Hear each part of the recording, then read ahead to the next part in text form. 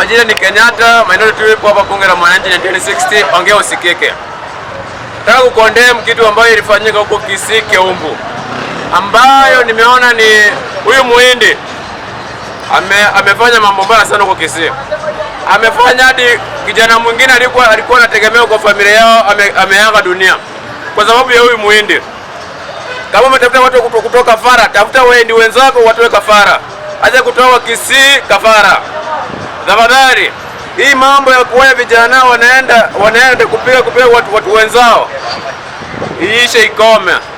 Na serikali, hii mambo ya kiongozi fulani anaaye kwa sababu kwa serikali mnataka kufunikia. Hao watu wote walikuwa hired na walikuwa na pande ya maskari, kumaanisha walikuwa wanajulikana, walikuwa hired na huyu muhindi. Tafadhali, washikwe wanyongwe tukiona. Hatuwezi endelea kukaa na maguni kwa nchi yetu. Hii kitu ni mbaya sana. Sasa kijana mwingine amelala, alikuwa anategemewa na familia. Baby alikuwa na bibi, ni kijana mdogo sana. Hiyo familia yake ni nani atalea? Kama alikuwa na bibi ameachia kina nani? Watoto wake wachanga ameachia kina nani? So it is high time kama government, hii mambo ya maguni wanakuwa hired na viongozi ambao kwa serikali ikomeshwe na iziko katika kaburi ya sahau. Na mambo mengine nimesikia kesho kuna sabasaba nini. Tafadhali wale wamepanga watatokelezea waende wa represent watu wao venye wanaweza represent. Hiyo ituhusu sana. Mambo ya opposition, watu watuta achana nayo.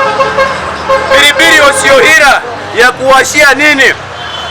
So nyinyi teteeni serikali yenu, sisi tukana upinzani yetu. Upinzani yetu kuna sauti moja, nchi moja na ni one term. Bila break. Hapo tunakanyanga tu ni one term. Tunakuja tu hivyo. Mkisikia hiyo. It is one nation, one voice, one term. And lazima tutakae one term. Hii mambo ya kuongea mambo ya upinzani, uzeni sera ya serikali. Acheni kuuza sera ya one term. Sisi tunajua tukikuja na Matiang'i tunawanyorosha. Kama ni mambo ya system tushamalizana nayo. So nyinyi malizeni kazi yenu muende. Usianze kazi saa hii umalizie katikati uanze kusema eti upatiwe miaka 5 ya kumalizia. Hii hatuwezi sikia. Wewe maliza kazi yako, enda ukiendanga. Saa hii tunaanza tu mambo ya one time. Serikali yote kingeni one time. Hakuna mambo ya kukaa eti miaka 10. Tunataka kuwa transformation. Kama ufanye kazi nyumbani. Hawa watu wamekaa hapo kutoka hapo nyuma wamekaa miaka mingi, wamefanya hadi nchi yetu ya Kenya imefirisika. So, rais ambaye anayekuja, ambaye atakayejali maslahi ya wananchi, atatetea kila mtu katika nchi yetu. Atarestore mambo ya education, irudi mahali ilikuwa sawa. Isikuwe kama sasa hivi tunaona hakuna haja ya kusoma, kwa sababu unasoma tena unakuja kuhangaika hapa. Umesomea course yako huko university, unakuja kuambia uende mjengo. Hiyo ni kubebwa ndogo sana.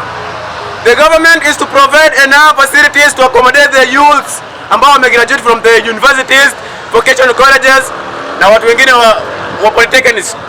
Hakuna venye unaweza tuambia mtu ako na degree yake anakuja kufanya kazi ya mtu mwenye achaenda shule. Kwa nini mwenye achaenda shule anafanya kazi ya mtu mwenye ameenda shule kusoma? Yes fanyika katika nchi yetu.